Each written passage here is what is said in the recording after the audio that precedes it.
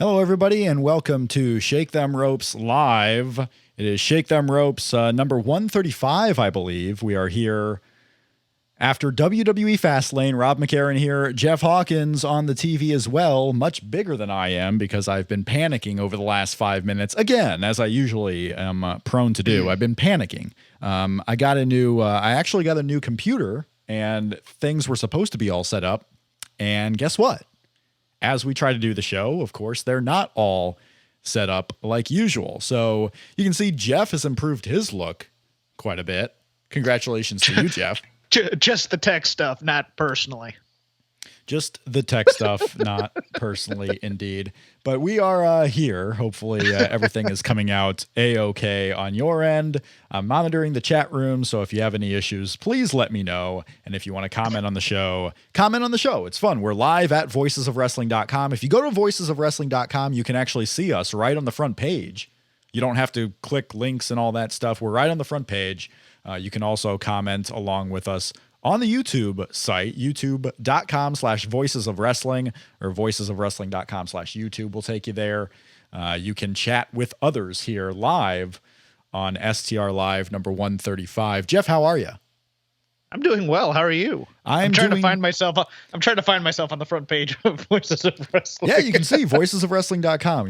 We're on the front page, the new and improved website. I'm sorry for the late start, everyone. I was hoping, especially with the show ending pretty early, I was hoping we would get right on time, but of course then issues didn't allow that to happen.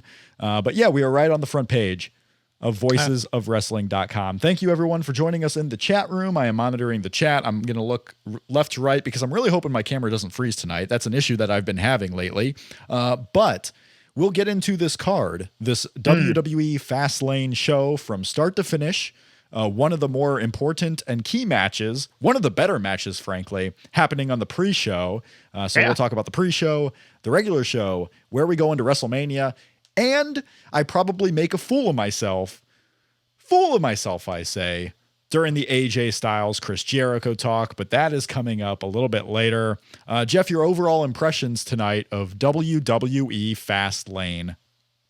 I thought overall it was a fun card. I mean, it's not going to be a memorable card necessarily, but the matches were all pretty fun. I thought all of them were pretty solid. There were a couple of preposterous endings. Okay. Maybe. But other than, but the matches themselves on the whole were great. And you know what, you're right. That pre-show match over-delivered, in my opinion. It was, the pre-show match was good. Good. I mean, let's start there. And if you want to comment on the show, comment in the chat room at YouTube. Let's go into the pre-show match. Going 15 minutes. It was a best of 3 falls for the U.S. title. Kalisto versus Alberto Del Rio. I think on our pre-show, I had thought Alberto Del Rio was going to win this one, but we could have made a case for Kalisto. But yeah, we have Kalisto retaining the U.S. title. Sin Cara coming back, apparently not affecting that tag team situation. And where does Alberto Del Rio go from here? We don't know. But Kalisto winning the match, was that a big surprise? Huge surprise. I thought the Lucha Dragons were going back into the tag team scene for WrestleMania. Okay. I did, and I thought Alberto Del Rio and the League of Nations would go on to something else. I don't know what, but this makes somewhat of sense if they're going after the tag team titles. But no, and I think this might have been Alberto Del Rio's best match since returning. What do you think? Yeah, I would think that it's not too much to say that it's been Alberto Del Rio's best match. He hasn't had a lot of good matches, and I think every single one has probably been against Kalisto. And, giving him time, 15 minutes, not a lot of pressure, being on the pre-show of this one. He showed some fire, I thought. Did, I mean, it versus the listless Alberto we usually get. I mean, this one was night and day for me. Yeah. It was really good. Alberto Del Rio has shown fire not so consistently, but when he does, I mean, he may not be the best wrestler in the world in the ring, but he can do other things very well that make him come out as a big star. Like, to me, Alberto Del Rio is one of the few guys in the company that really comes off as a star when he's in the ring. But it's not consistently. Like, John Cena consistently comes off like a star. Alberto Del Rio, it's here and there. But in this one, Kalisto, I mean, how much did this do for Kalisto? Is Kalisto winning a 2 out of 3 falls? The match itself, pretty short first 2 falls, including Del Rio losing one by disqualification. So in a way, it's like Kalisto really only won one time. So it's even in that aspect. So they may do another match from that. How much does this do for Kalisto, though, beating Del Rio on this pay-per-view where, only those watching on the network saw it? If you ordered it on pay-per-view, you didn't even see this match. I don't think it does that much for Kalisto. I mean, he's going to have these banana peel wins over and over and over again, and that seems to be the way that they're going to go with him. Unless they put him in with another smaller guy, and then it'll be kind of more evenly matched. But as long as they're doing this David and Goliath type program with him, these are going to be the types of wins he gets. Now, to your prior point, Del Rio, when he shows fire, is a presence on screen. Yeah. That's what you were looking for. That's what it is when he's like motivated and acting and being angry and stuff, he is a compelling presence on screen. We saw that in Lucha Underground as well. And here he decided to show it tonight, which is a positive. But as for Kalisto, I wish this match, it was good for what it was, but I wish that they would give him a strong win here and there. I just don't see him as a compelling champ otherwise. All right. Yeah. I think Kalisto going forward, I mean, I'm hoping this is the end of the Del Rio run, hopefully, just because, I mean, we've seen it enough, but I mean, we go into WrestleMania. This leads me really to believe that the US title actually might be the belt that's contested in one of those multi-man ladder matches. Because that's possible. Yeah, Kalisto fits that. You're not going to give Kalisto a singles match at WrestleMania, I don't think, where Kevin Owens could probably go into a singles match if that's what they want to do. Kalisto defending that match in a ladder, or maybe loses it to Alberto Del Rio on Raw tomorrow. Who knows? God, I hope not. Yeah. I'd much rather see him in a multi-man match with like Neville and maybe Miz and a couple other guys of that stature. Yeah, and people mentioning in the chat, too, that the pre-show was on YouTube and other places that show the free preview of the pay-per-view. I mean, more people saw... Rob. What I was pointing at is actually more people actually saw the Kalisto match than they did the rest of the pay-per-view, because you could watch it on YouTube, you could watch it on here. It wasn't on the regular pay-per-view, but it certainly seems like more people are watching on the network these days than our traditional pay-per-view. So more people probably saw this match than anyone else on the show. But yeah, Kalisto gets the win there. And then we had the real pay-per-view starting. But before that, what'd you think about Mauro Ranallo? They finally gave him a chance to commentate on a pay-per-view. He did the pre-show match. Did Mauro Ranallo add anything to the match, or would it have been the same with Michael Cole?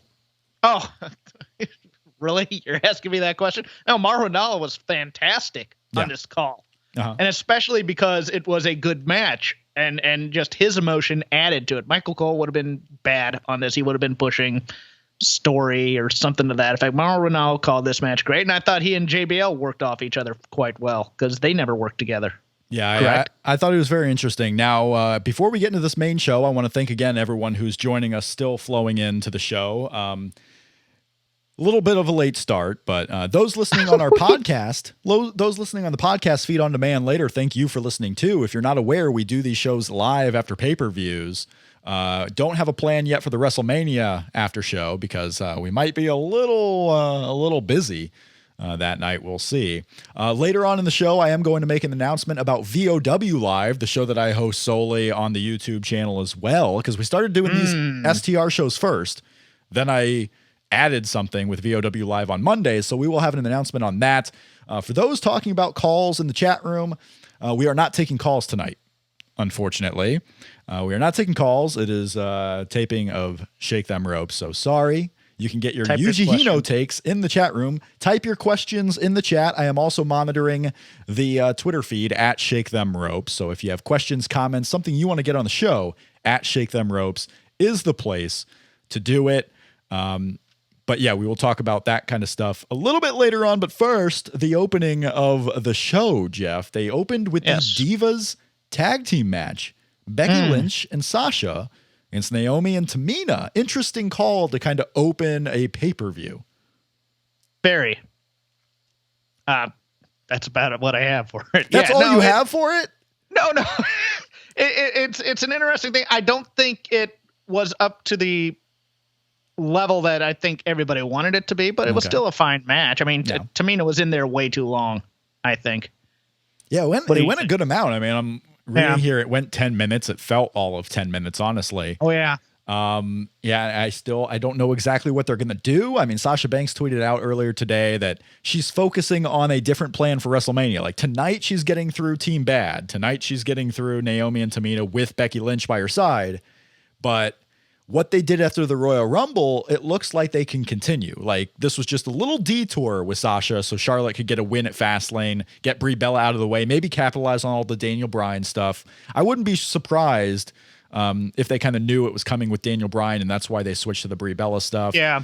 But Sasha Banks teasing that she's going for a match at WrestleMania against the champion. So they could very well kick off or restart the Charlotte angle. I thought Sasha and Becky were fine in this match, and so was Naomi. I just think the beatdown of those two was a little bit too long. I think it went on for a bit too long there before they made the comeback, to the point where it was almost like they killed them before they came back. Yeah. We got to, so not a whole lot to the opening match. I mean, Becky Lynch and Sasha Banks win. Again, a little get me over so we can get to the WrestleMania Divas Championship match. Before we get into the next one, the Intercontinental Championship match, which may have been my favorite match of the night. It is official. On Twitter tonight, Stephanie McMahon tweeting out, and then the WWE Twitter tweeting out today, Shinsuke Nakamura is officially signed to WWE. So for all those fearing that the physical might have been a mess, no, he just went back home for a couple of weeks, and now he is here. He's going to start at the Performance Center on Monday. Shinsuke Nakamura is officially signed to WWE. What's interesting about the tweet is that they tweeted out that he was signed to WWE NXT, furthering the notion that it's possible he'll work the Dallas NXT TakeOver and then continue to work NXT and not be brought up to the main roster. That seems pretty likely, Jeff, right? That Shinsuke Nakamura will be in NXT for more than just the one show. Yes. Yeah. We had a question, and maybe we'll tease this. Jeff, what was your favorite match of the night? Wow. Stall for a bit. Tell me yours, and then I'll think. I'm pretty sure I'm going to go with Kevin Owens and Dolph Ziggler. I really liked the match as it was. I mean, the crowd was really hot for it. I thought they would open the pay-per-view with this match, with Dolph Ziggler being from the Cleveland area, with the fans going nuts for Kevin Owens, for it being for the Intercontinental Championship. I'm stunned if you gave me two options. The option that we had with the women's match going on first and then Kevin Owens, or Kevin Owens going on first, then the women's match second. I would have bet a large sum of money that it would have been Kevin Owens opening the show against Dolph Ziggler. That was probably my favorite match of the night, although the main event is a close second behind that. Yeah, those are the two I'm pondering, but I think I like the main event just a little bit more. Yeah, the main event was really good. I mean, we had one of my friends was there live. He was a seat filler actually for the show tonight. He was a seat filler. They have seat fillers for pay-per-views. They have seat fillers. Yes, they do. He was Did not know that. He was a seat filler tonight, so he got into the show. Didn't have to pay anything. He just goes and becomes a seat filler. He was raving to me just how over the main event was live in the building, that, I asked him any cool live notes, and he's like, oh, this main event is awesome. And, I think that was his probably favorite match of the night. The crowd seemed to be erupting for it. I also asked him, when we had the Roman Reigns promo backstage with Dean Ambrose, it seemed like the crowd was kind of booing Roman a little bit, and they turned down the sound. A lot of people noted that on Twitter, that they turned down the sound. He noted live that there was a very loud mixed reaction for Roman, that it wasn't all boos. There were a lot of cheers too. So maybe they turned down the sound. Maybe it kind of drowned out some of the cheers actually.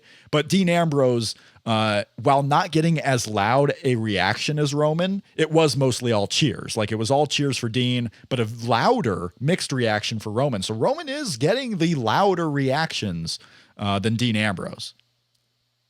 Well, he's going to, because it's going to elicit more hate than Dean is. So it's going to go either way. And then to counteract people booing, people are going to cheer a little bit louder for him, I think. I think that's going to be the way it goes. It's going to be 50-50 all the way down. But to your point about the opener, I could see, Becky or Sasha lobbying to open it to prove something. Yeah, I could see that they but have. Do they have the stroke? Do they have the stroke to do that? Like if they lobbied for it, are they really going to listen to him? Well, you suggested, maybe they did for once. Maybe they did. I mean, who knows? Yeah. The second match of the night was our Intercontinental Championship match, Kevin Owens, Dolph Ziggler, going 15 minutes. There were there were a string of about 4 matches on the show that went all around the 15 to 16 minute mark. So they got some time, which is what we thought would happen, right? That there would be quite a few matches going long when there weren't a lot of matches announced previously. Luckily, we got the one added match in here with a Social Outcast, but really it was kind of just a Raw storyline almost. Hold on, did you just say luckily we got that in there? Well, luckily I guess the lucky part of it was nobody was lucky enough to watch that match. That thing was terrible. The lucky part of it was that it went really quickly and it wasn't a full match, and it was just a storyline advancement with R-Truth and Goldust. Goldust coming out to help R-Truth, but R-Truth still isn't buying it. It's interesting because thank God that story continues. Well, Jesus, they're repeating the Cody Rhodes Goldust stuff, right? I mean, kind of in a way. A tag team partner helps out, but the other guy doesn't really want to do it. Goldust didn't really want to do it, but R-Truth here, it looks like they're going to be a tag team. The question is, are they going to be an important tag team? Are they going to go in with the New Day? Are they going to be involved in the tag team scene all the way to WrestleMania? Or is this all just a little bit of time filler? But maybe we'll get to that when we get to the R-Truth match. Yes, but continue. Kevin Owens and Dolph Ziggler. I thought Kevin Owens was going to win this match because I felt like they had something planned for him at WrestleMania. Otherwise, this really short 1 week little title switch was not necessarily super odd. It fits in story, but it would have been different. Kevin Owens gets the win, and now he goes to WrestleMania, and Dolph Ziggler is kind of out of it. No, I mean, do they do a rematch on Raw or SmackDown, or they continue this feud all the way to WrestleMania? And what do you think Kevin Owens does at WrestleMania at this point? No, I think the Sami Zayn match is the way to go at WrestleMania.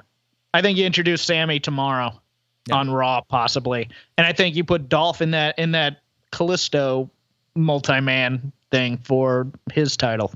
Yeah, he's perfect for that kind of thing. Yeah, too, people in the chat also mentioning that it's more of a repeat of the Booker T Goldust angle. You're right. It is a little bit more, thinking about that back, it is a little bit more appropriate to Booker T and Goldust, which is effectively the same thing. Cody Rhodes was similar, but yeah, that one probably fits a little bit better. I don't know what Kevin Owens does at WrestleMania. Dolph Ziggler, I think they'll do a rematch on Raw probably tomorrow night. That's WWE's thing, right? That they rematch, on Raw. Why not? Who cares what happened at the pay-per-view? Let's rematch it on Raw. And Kevin Owens will get the cement win. Let's put it on again. Yeah, that kind of thing. You're getting a pay-per-view quality match on free TV. You should watch our show. Now let me ask you, son. Did you for a moment think that Dolph was going to win that match? Oh, sure. It gave me doubt. Oh, did you? It gave me a little doubt. Not a lot. Me as well. I did too. I thought for a moment maybe they give him the win in his hometown. Well, I wouldn't have been surprised. I mean, Dolph Ziggler getting the win, because in a way you could argue that Kevin Owens getting the belt was just more of a way to get the belt off Dean Ambrose, and it gives Dolph Ziggler a big win here in the pay-per-view. So, it didn't mean a whole lot for Kevin Owens to get the belt here. I'm anticipating whatever they do for WrestleMania with Kevin Owens, because Kevin Owens is a draw in my mind. Like, when Kevin Owens is on TV, I feel like that segment is pretty important. Yeah, and Kevin's one of those presences that you watch and he'll just draw you in with whatever he's doing on there. And that's also, I think, why they also put this match on second, was because Owens was going to win. If Dolph had won, they'd put it on first. We're getting people in the chat room too. I didn't see that because I've been staying away from Twitter ever since the AJ Jericho match. I really kind of stayed away from Twitter. Okay. What happened? Kevin Owens has called out AJ Styles on Twitter. Now, sometimes these Twitter things are nothing. Sometimes they're told to go tweet a certain thing and kind of kick something going, but AJ Styles is probably done with Jericho. Kevin Owens has the Intercontinental Championship, being, I don't know what's in it for Kevin Owens, fighting for a prize. I guess he's got to defend the Intercontinental title, but AJ Styles and Kevin Owens is a pretty good singles match for WrestleMania for I think the fan base that we attract on our show. Oh, I'd settle for that. Yeah, sure. Oh no! Don't give me Kevin Owens and AJ Styles. That'd be terrible. It'd be give me that. No, give me all of that. I would be excited for that one. I would be anticipating that one. Is it enough though? Is it enough to give the fans AJ Styles and Kevin Owens and turn those who are kind of not maybe disappointed with the card so far, but not really feeling WrestleMania?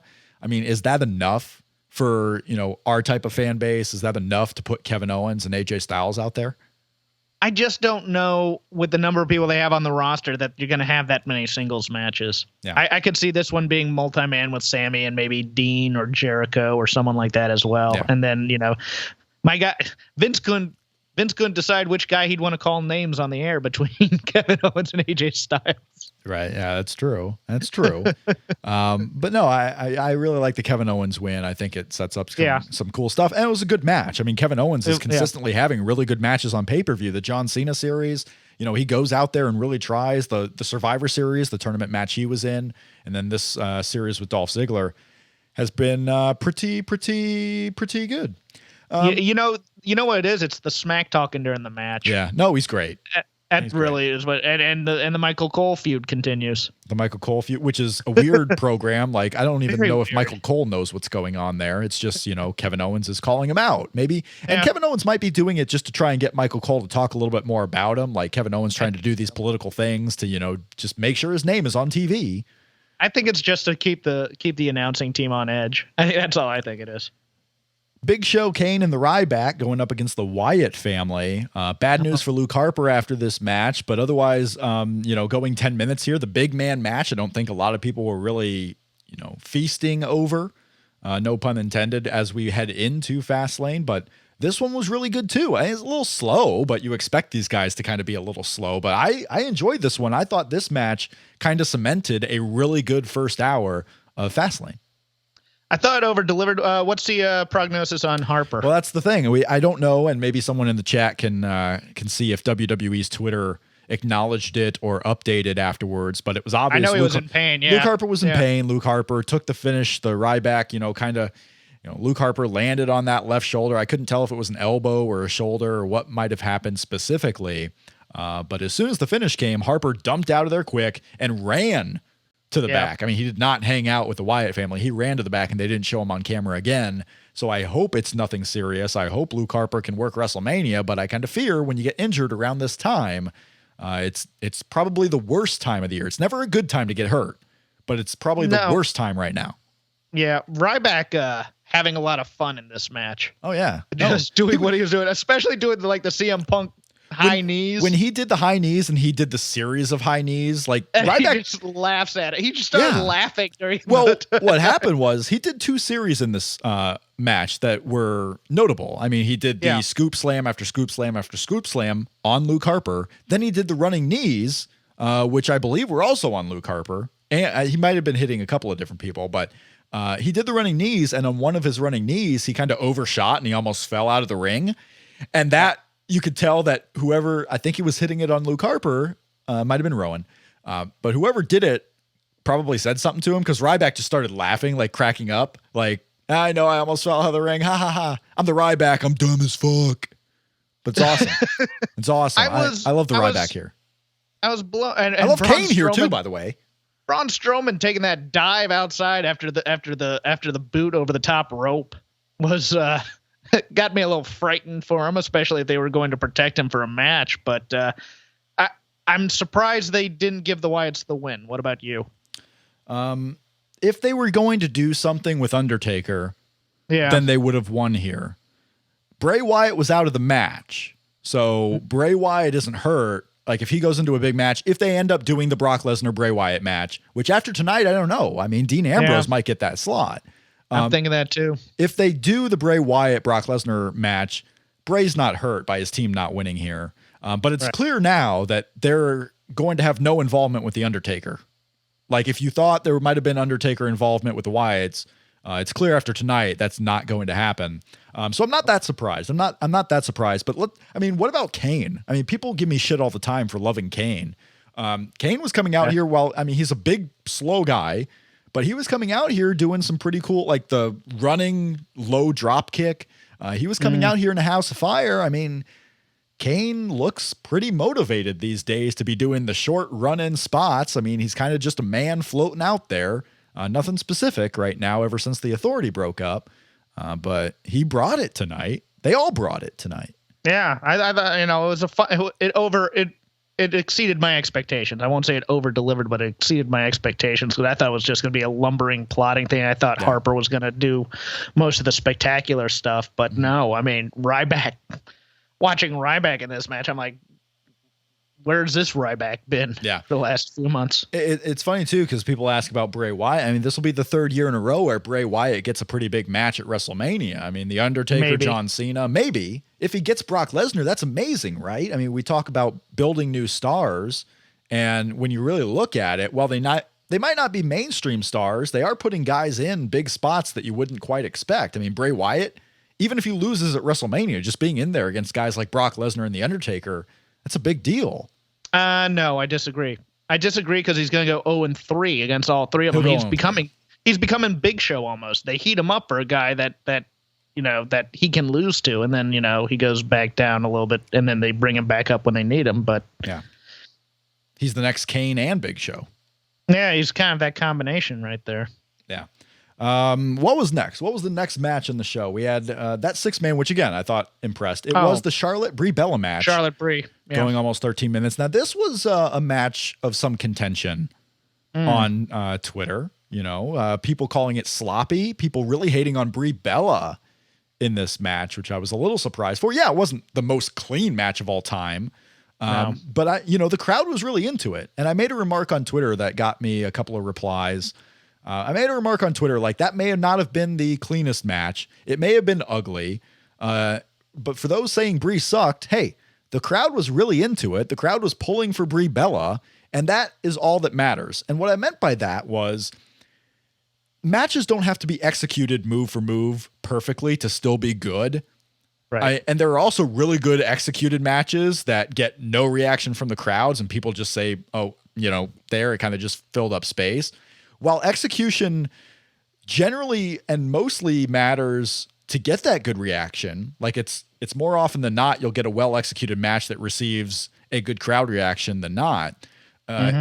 It really doesn't matter as long as that reaction is good. I've seen plenty of really badly executed matches moves wise. Rock and Hogan and Warrior, a lot of Hogan matches, really. A lot of John Cena matches that sometimes are sloppy, but the importance is there. The characters are there. The story is well told, and the matches turn out really well. I'm not trying to say that move for move doesn't matter at all. It generally helps, but at the end of the day, that crowd really reacted well to Charlotte and Brie Bella. So if you're going to shit on Brie Bella all night long, the 10,000 people in Cleveland seem to like it just fine. I kind of went down the middle. I said, yeah, it's a bit sloppy, but that's one of the better Brie Bella matches I've seen. Yeah. And part of it's the emotion. I think part of it is the fact that I think the crowd actually bought into a Brie Bella title win here. Yeah. At one point when she had the half crab on, they thought she was going to win it because there's no way you break a half crab unless you do something preposterous, which is what happened because the ending was absolutely preposterous in terms of getting thrown off of that half crab. That was, I just went, huh? Like and Michael Cole was selling it that her leg gave out because Brie Bella's leg was being worked on most of the match. So it's not out of the realm that, her leg kind of gave out. That was someone in the back watching on a monitor and say, save that. That's what that was. But, it was a sloppy match, but it was one of Brie's best in terms of emotion and stuff like that. So, yeah, the crowd got into it towards the end. They were very quiet. They were into it. They were quiet for a point. Yeah, I'm not trying to say that. Rob.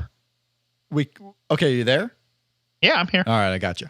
Lost you there for a second, but we got him. I was, I noticed the crowd obviously was they were not wanting to love this match. They were not wanting to get into it. Seemed like they really just didn't care. But then, as you are supposed to do, Brie and Charlotte worked to get them into the match, and it worked. I mean, that crowd at the end, if you're thinking they were silent for the whole way through, you're wrong. And I'm not saying you, Jeff, but anyone out there who thought, oh, the crowd was bored, they were silent during this. No, they reacted really well to the finish. And that's kind of the point of pro wrestling, get them, hook them.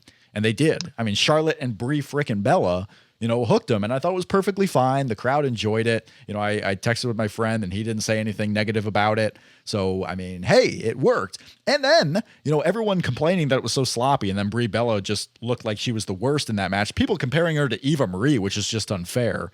Slow down. Yeah, slow down with that. Then you had AJ Styles and Chris Jericho go out there where they were slopping up stuff left and right. Yeah, a little bit. This might have been match. It might have been their worst of the three, though. You think so? I mean, it it was not as good as the SmackDown match. Okay. The Raw match is kind of hit and miss because the Raw match ended abruptly and it kind of had a sloppy finish there. Actually, all three of the matches have had kind of a sloppy finish. This might have been the best finish of all three. I thought it was better than the Raw match. Yeah, and the Raw match is the one that you could think it's better than for sure. Yeah. My note, and here's my quote unquote hot take. Sure. Whoever came up or lobbied for Chris Jericho to kick out of the Styles Clash needs to be fired. I don't care who it is. You need to be fired for making that suggestion, because all of our talk of, they're protecting the Styles Clash and whatnot. Yeah. Chris Jericho is apparently no Tanahashi or anything like that. Yeah. Let's have him kick out of the move the first time we unveil it against a big opponent. Yeah. I want to talk a little bit more about that. God. I know. I want to talk about the Styles Clash. Grammarian on the chat room is saying, if you're conceding that it wasn't clean, don't complain that people called it sloppy. I'm not fucking complaining that people called it sloppy. Don't get angry, Rob. I'm angry about this because I'm about to get angry about AJ Styles and Chris Jericho. I'm not complaining that people were calling it sloppy. I'm complaining that people said the match wasn't good because it was sloppy and that people didn't react because it was sloppy. People did react and the match was fine.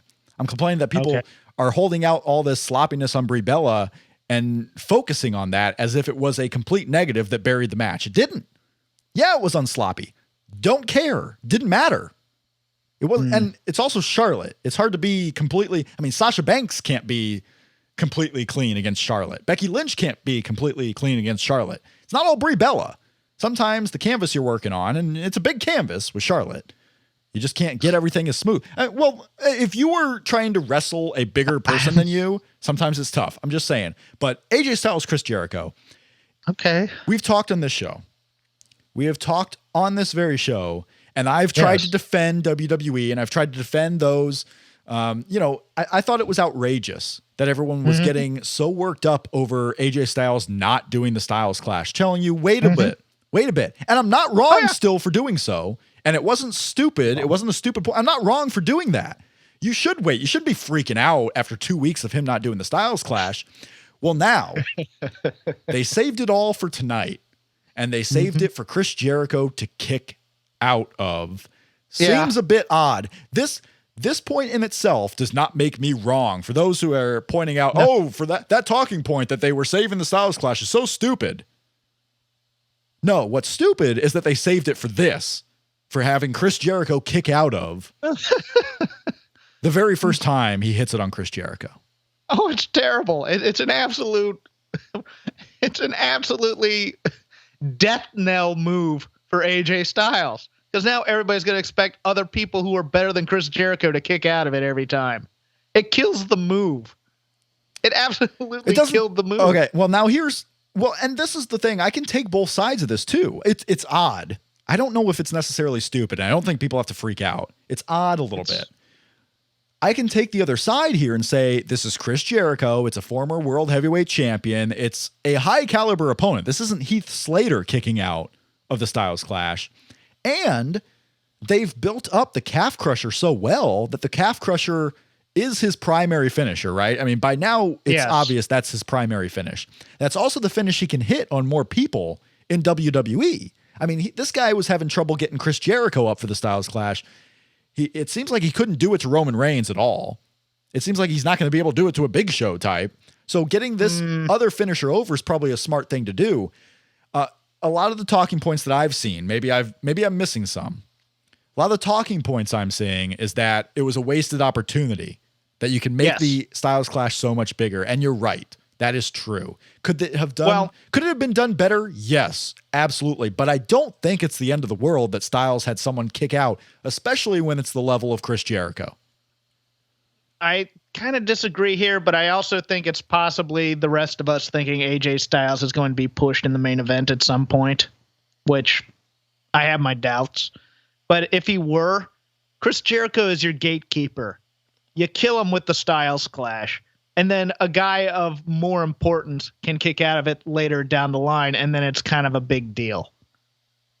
Now, if he gets it on a guy who's higher on him, even a Kevin Owens in some respect, and Kevin Owens just willy-nilly kicks out the first time, Now you expect a kick out every time, unless it's the transition move into the calf crusher, which I think is a bad idea. Well, because that's another point too, that he could have hit the clash, and then immediately applied the calf crusher, like not even have the kick out. Someone in our chat is mentioning that right now. You could do that. It could go both ways, and I still think it's a little too early because it's not like tomorrow on Raw, AJ Styles is going to hit the Styles Clash and someone's going to kick out of it. It probably will be his finisher for all those below the main event type, but I also got heat within our very own Voices of Wrestling Slack. This was a bone of contention, a contention to bone. I don't even know. Whatever. I don't know. Whatever. Bone of contention is the correct bone of term. contention. Contention to bone is something that I do personally outside of it. Anyway. Most women have a contention to bone with. Never mind. Continue. With you. Yeah, you're fucking hideous. Thank you. Anyway, the issue of AJ Styles and, I mentioned in the VOW Slack chat that, everyone kicks out of finishers in WWE in main event matches. It's the thing. People kick out of the AA for John Cena. People have kicked out of the F5, right? Stop. I'll stop you there. Stop me. Because main event guys kick out of main event guys finishers. Guys who have been established kick out of guys finishers. AJ Styles still hasn't been established. Kevin Owens kicked out of the AA on his first night. All right, fine. First night. People do it. People do it, but he was going to be a big deal. Yeah. He was going to be big. They were planning on pushing Kevin Owens. It's different. This is apples and oranges. AJ Styles is going to be a big deal. No, he's not. AJ Styles might be one of a very few number of people getting a singles match at WrestleMania. Well, okay. Why is Chris Jericho kicking? What good? Chris think Jericho's about this. In WWE land. Chris Jericho's the main event. What good does it do Chris Jericho to kick out of this? What good? Because they're not building him up. Oh yeah. No, I agree. I don't think they should have had the kick out tonight. I agree with the point that they should not have had the kick out. But I'm just trying to play devil's advocate for those who are really freaking out. I think you can be upset, not even upset, but disappointed. You can be disappointed. You can think it was a wrong move, but you don't have to freak out of it and say it was the stupidest thing ever. The world's not ending. It's close. I don't think it's ending. I don't think it's close either. What did we have after this wonderfully, and I thought the match was pretty good, even with the sloppiness. I just don't think it was the best of the three, which is a little, disappointing. I thought this one was going to be, probably a match of the night for sure. And I think Kevin Owens outdid him. I think they overplanned it a little bit because you could tell there were times that they were waiting to do things here and there. And it was one of those where the flow was interrupted by plans, I think. Plans change. Speaking of plans change, Curtis Axel got a pay-per-view match. 2 minutes with R-Truth. Yeah. This story has to be on the pay-per-view. We can't just leave it on Raw. It's Black History Month. We have to put R-Truth out there. The percent I want to give, just give me a 1 to 10. 10 being likely, 1 being not likely. Scale of 1 to 10. R-Truth wrestling on the main show of WrestleMania, excluding a Battle Royal match. 2. So you're saying there's a chance, and the only chance would be like a multi-man tag team match, which they. I'm saying there's a chance he could be in the cool down spot like he was here. Yeah. What they used to give the divas. Yes. Not anymore. At least this year. At least this year. Right. And then we had our main event. The main event of the program, the main event of WWE Fastlane, the second year in a row that Roman Reigns has been in the main event of Fastlane, both times for the right to go on to WrestleMania, to wrestle in the main event. Dean Ambrose, Brock Lesnar, Roman Reigns. I was eyeing the 5 dimes odds before the show, kind of eyeing those odds that were happening with Roman Reigns, Dean Ambrose, Brock Lesnar. When I first started checking early today, Brock Lesnar was a huge underdog. He was actually the biggest underdog to win this match.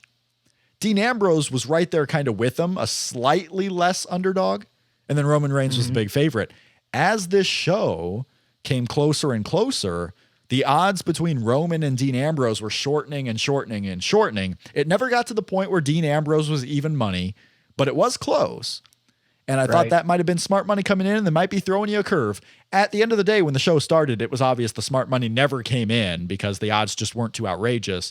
But people were kind of buying Dean Ambrose. We talked about it on our preview show. People were buying the idea that Dean Ambrose might actually win and be a surprise in this match. At the end of the day, in what was a lauded main event for those live. People love this main event live. It was the destruction of Brock Lesnar, doing everything they could to keep him out of the decision. A tease possibly for Dean Ambrose to still be involved with Brock Lesnar. But Roman Reigns, clearly, going on to Triple H at WrestleMania. No surprise, I think we both picked Roman Reigns to win. We weren't swayed by any of the build-up. Roman Reigns winning and going on to Triple H. Your main event seems set right now. Barring any unforeseen Daniel Bryan-like stuff, which I really just can't see happening, Roman Reigns and Triple H is going to be your main event at WrestleMania for the title. Yeah, the only way, and I explained the odds, I go, well, if the smart money's coming in on Dean, but Dean's not going to be able to hold on to this until WrestleMania. We may get the win here, and then it'll be something to do in the 6 weeks, because we have a long time now until WrestleMania. They got to figure out a way to build this. We do have a pretty good amount of time. I mean, there's one more Raw here in February, and then we're going to have five Raws until in March. So we got 6 Raws. We got a month and a half to go here.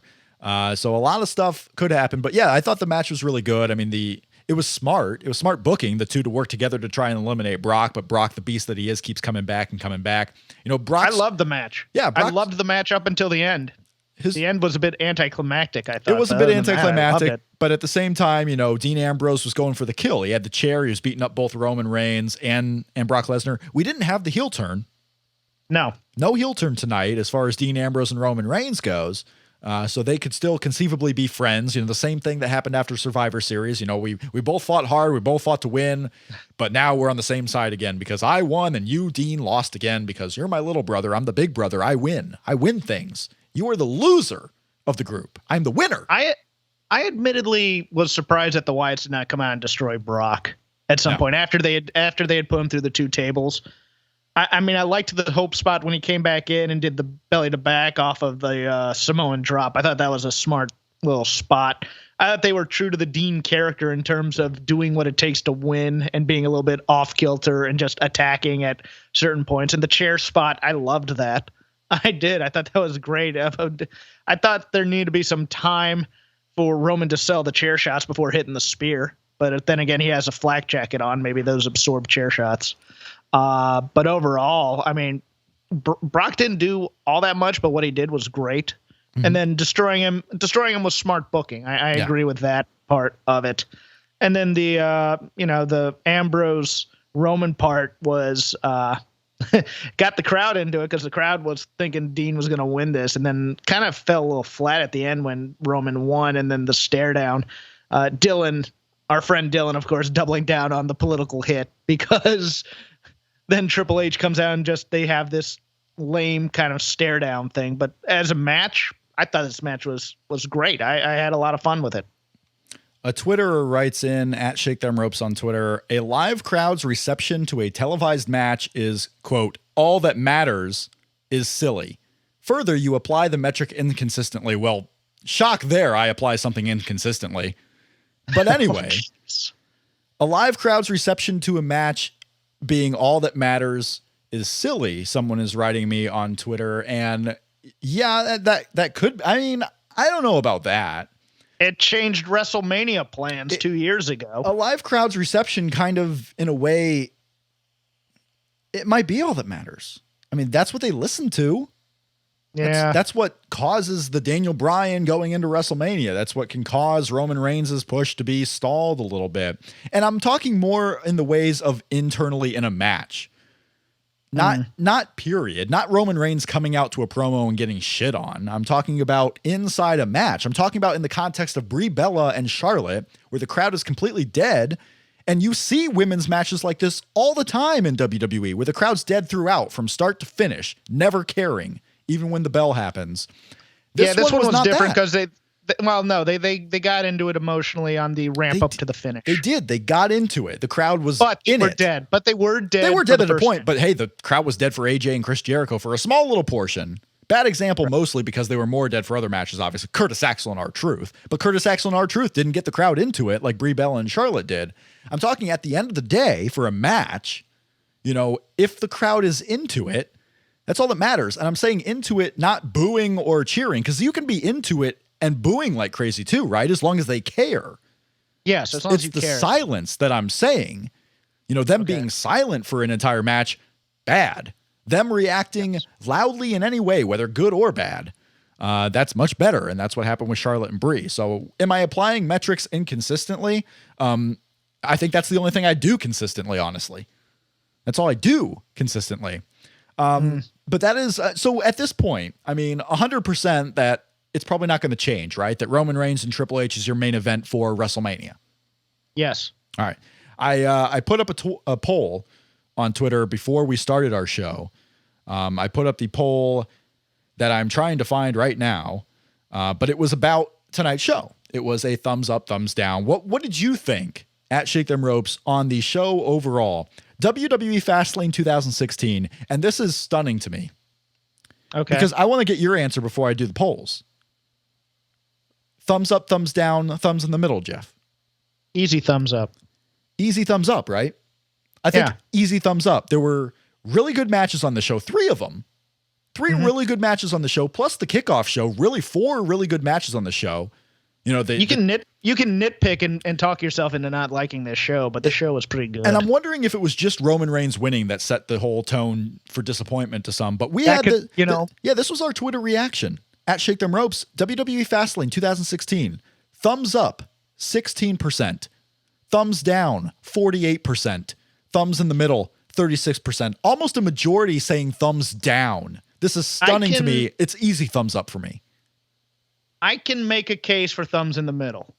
I can. If you want to nitpick, if you want to nitpick things like the Styles Clash being wasted and Brie Bella being a little and AJ Styles matches being a little sloppy, sure. Thumbs in the middle as a show, because that's a significant portion of the card.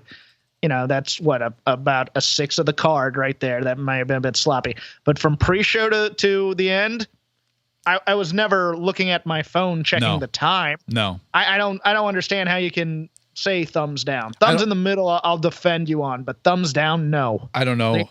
Wrong people. Yeah, I don't know. I think they're trolling you. That's the only explanation. With this newest vote, we have a majority saying thumbs down. I can't believe. You had Kalisto and Alberto Del Rio. You had AJ Styles and Chris Jericho, which may not have lived up to expectations, but still really good. The main event, excellent. And then Kevin Owens and Dolph Ziggler. If we can get pay-per-views, if we get WrestleMania with 4 really good matches like this, I'll be happy, because we may not get that. We said Ryback wasn't a good match, people. I crap on the WWE more than anybody out of the Voices of Wrestling family, I think. And I liked the match. So it was. I liked the card. Yeah, it was a thumbs up. I don't understand. I think it's just Twitter people being Twitter people. I think the good far outweighed the bad on this show for sure. You can make the case obviously for thumbs in the middle. Some people in our chat room talking about how it was front loaded. That's for sure. the front half of the card was a bet, better than the last half of the card. So on that idea, you're kind of going down as you watch the show, which I can see. If you exit with the lower mentality on that show, that's fine. But you're talking, one person saying total garbage. I don't know what you were watching. And then this is what's coming up consistently. I can't give thumbs up to a show that has an Edge and Christian segment and a Curtis Axel R-Truth match. And the R-Truth Curtis Axel match going 2 minutes is a storyline advancement.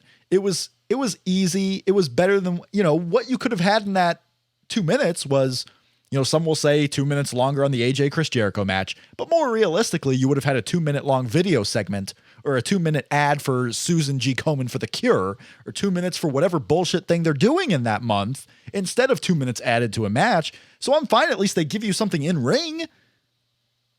I don't. Are they judging it that every single thing has to be great? Every single thing has to be the best thing I've ever seen. Well, let's give them the benefit of the doubt here, Rob. No, I'm assuming if you're saying thumbs down on the show, it's because that R-Truth Curtis Axel match wasn't 5 stars. Yeah, or maybe they wanted Dean Ambrose to win. That's the only thing I can think of, and ending on a sour note like that. But WrestleMania to me last year, everybody talking about how great it was, that blew me away. that was, that was a waste of my time. Half of that stuff at WrestleMania, and that not everything in that was perfect, but people gave that a ceremony, almost a unanimous thumbs up. I don't understand how you go into this and go, nah, this sucked. I was like, okay, what do you want? Yeah. I mean, if you want an NXT show, top to bottom, great. How we gush on that. I could see if you're comparing it against that, sure, it's a thumbs down possibly, but yeah, no, we have if Chris. you're looking at this critically, you can't do it. Chris in our chat room is saying, why give the Wyatts a loss? Why bury the Styles Clash? Why end with Roman over no selling to the moon landing? All that and the New Day face turn. Why the Wyatts a loss? Who cares? It was a 6-man. Either team could have won. Bray Wyatt wasn't in the match. It doesn't kill anything for WrestleMania. Why bury the Styles Clash? They didn't. A former world champion and main eventer who still has a spot in WWE on the top of the card, Chris Jericho, kicked out of a finish for AJ Styles, a finish that he's also beat people with. Do you think? Let me ask you that. I'm going to send you to your corner for about 5 seconds. I'm in the corner, and I'm going to talk to Chris. I'm in the corner. Chris, go to the corner. All right. Now, Chris, I understand your complaints because a lot of those are the same, but the matches themselves were not any less enjoyable just because the logic wasn't there necessarily. It was still an enjoyable show overall. That's what I'm saying. All right, Rob, you're back in. Hot tag. All right. Let me ask you this, though. New Day. Do you think that was a face turn for the New Day? Yes. All right. Maybe. Because, I can't see any other reason to put them against the League of Nations, who are outwardly heels.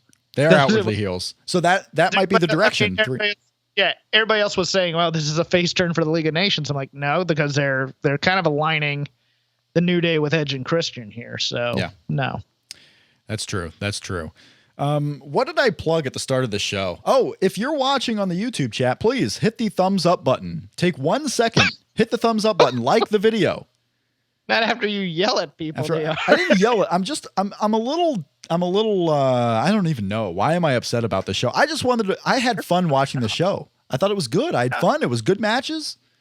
It was good stuff. And then I'm just seeing constant bitching by some, and not everyone in the chat room. I'm not trying to disparage everyone. It was a couple of people, and it just gets to me a little bit. Just people, trying to find the one thing to bitch about on the show when this was one of the better pay-per-views in a while.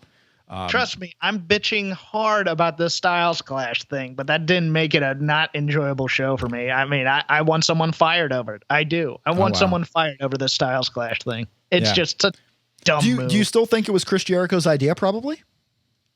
The kick out of it or the match? Yeah, the kick out of it. Or do you think that Chris Jericho might have thought, hey, I want to be the first, I want to go down to the Styles Clash move, make it important, and then some, probably Brian James backstage saying, no, Chris, you shouldn't kick out of it. Don't let him do you like that. It's AJ Styles. Who's he? I don't know if it was that heavy, but it might have been one of those things where it's like, well, all these guys in New Japan lose to it. Our guys are better. Let's have someone kick out of it. I don't know if Jericho would be the guy to say that, but yeah, the Royal Rumble was great. WWE has actually had a good string of pay-per-views. I don't, it's so easy sometimes I forget like how good the pay-per-views have been. So you just get into this mode like it's the best pay-per-view in a while. Like they've had good pay-per-views, but this was certainly not one that broke the streak of good pay-per-views. Thumbs up for me. But yeah, like the video. I thank everyone for watching. I really do appreciate it. Whether you think I'm wrong about something or think I'm right or think Jeff's wrong or think Jeff's right, I'm never wrong. That's true. You're never wrong. Just coming to the show and, arguing with us. I appreciate it. I appreciate, because I will admit that a lot of times I'm often wrong. I'm not wrong about the Styles Clash. I'm not wrong about Brie Bella. I'm really not wrong about anything I said tonight. So forget me saying I'm wrong. I'm never wrong. At Shake Them Ropes, you can argue with me off the show.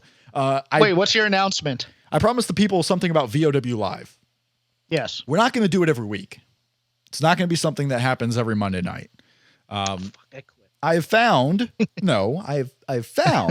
last week we were pretty low on topics. Honestly, we mostly talked about Kevin Owens winning the Intercontinental title, which is a small little cool moment, but to spend an hour live right after Raw talking about it probably wasn't necessary. And that's usually what we do on Shake Them Ropes anyway. What I'm going to do is schedule VOW Live probably 2 times a month. 2 times a month, come on here. And generally when there's topics really big outside of the world of WWE.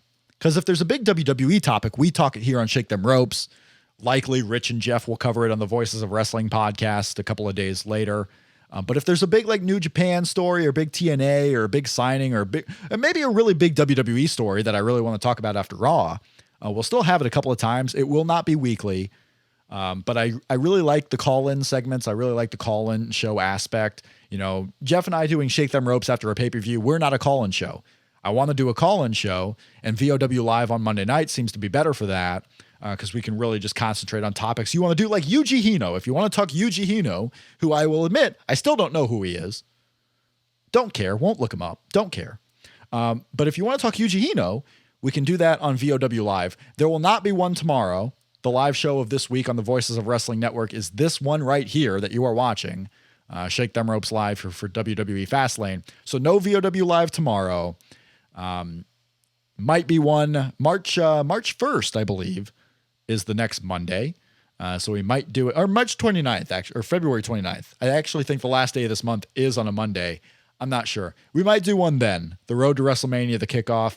But there will probably be two of them in between now and WWE WrestleMania. So we'll schedule those. Follow at Shake Them Ropes on Twitter because that's where you'll know if one is scheduled or not. I will set up the page a couple of days in advance so you can kind of bookmark it. If you guys there in the chat really want us to do it more, I'm not opposed to doing it more. I just don't think the interest is there and the topics are there to do it every single week. But if I am convinced otherwise somehow, I will listen. Rob at voicesofwrestling.com is the email, or shoot me something at Shake Them Ropes. As you can see on the screen, we do have a little PayPal link if you want to donate to the show. Jeff needs his profits. He's driving me to be more monetary on this show. It's really all him. If it were up to me, I would do the show for free and actually toss away money that was tossed our way. But Jeff is this mic didn't pay for itself, people. Jeff is opening up the guitar case. He stole the guitar case from the Drifter, and he wants you to throw his money in it. Last note before we go, Jeff. Yes. Second to last note. Get the show on iTunes. The links are in the description. Voicesofwrestling.com. Go there. All the information is there. Get the show on iTunes. And if you are a listener on iTunes and have not rated or reviewed Shake Them Ropes yet, you should go do that now. It's very nice for you to rate and review us. No, calm down first and then go rate and review. Yeah. Don't do it angry. Grammarian on the chat says, bye, Jeff. Bye, Rob. You're never wrong, by the way. Thank you. And for those saying we want more of VOW Live, I would love to do more. I just don't know if the interest is there on a whole to keep it sustained. And it takes a lot of time. I'm not going to lie. I mean, it takes some time on a late Monday night. I'm in the East Coast. We do that show. I get done with it about 12:30 in the morning on Monday night. Maybe there's a way to figure out if the other Voices of Wrestling staff could contribute or something to that effect. So but this is your baby. So yeah, and I don't want to be that guy because I say this all the time. Like we have the PayPal link because we're seeing if anyone would be interested in donating to the show, and it would be helpful, obviously. But it's not like we're getting a ton of donations by any means. So I mean, if they really want to put the money where the mouth is, they can do that. But I'm not begging for donations by any means, and donations aren't going to change it. I just think two a month is probably enough. I mean, not every week is something really crazy happening, and we cover most of the WWE stuff on Shake Them Ropes. Jeff and Rich cover all the rest of it on the Voices of Wrestling podcast. What did I say? Jeff and Rich. You said this twice. You're not being invited to the Voices of Wrestling pod. Yeah, of course not, because everybody else has done it except me. And I should be able to do it someday. I did it by accident and by force. Yeah, I know. I know what they think of me over there. That's fine. Rich, that Rich guy. It really is just Rich's fault. I mean, he hates you for some unknown reason. I don't know. I really don't know. Subscribe to the show. It's free. We don't make anyone pay for anything. We don't make anyone pay for our podcast, for our live stream, for the website. We don't make anyone pay. We're completely free. Jeff, your new mic is holding up very well. I am proud of you. Thank you. You got the professional setup. You look great. Maybe I'll ship you one of these extra Johnny Mundo Lucha Underground posters we had from the contest, and you can put that behind you on the old wall of beige. I could. Well, it's actually off-white. Well, I could get Johnny to sign it for me. He had to correct me. Well, it's already autographed, actually. Yeah, I know. They but were you want a second autograph? Johnny Mundo would not be the guy I'd pick because since I run into him occasionally. Yeah, you run. Oh, that's right. Jeff, big baller, runs into him. No, he's just part of the improv community now, so it's one of those things. Yep. Chris on Twitter at Shake Them Rope says, even though you yelled at me in VOW Live, I still love you, man, and you are wrong. Appreciate that. A great note to end the show on. I want to thank everyone for watching live. I want to thank you for listening on the on-demand podcast version. Subscribe to the podcast, rate and review us on iTunes, like the video on YouTube, and say nice things to Jeff on Twitter at CrapGame13. We will be back with another episode of Shake Them Ropes on the audio podcast feed on Tuesday. I believe we're going to do it. Tuesday, we're going to talk a match on our top 100 list. We will talk about the kickoff to WrestleMania booking. And we will talk about the rematch of Dolph Ziggler and Kevin Owens, sure to happen tomorrow night on WWE Raw. And hey, maybe, just maybe, AJ Styles will beat somebody with the Styles Clash. Maybe.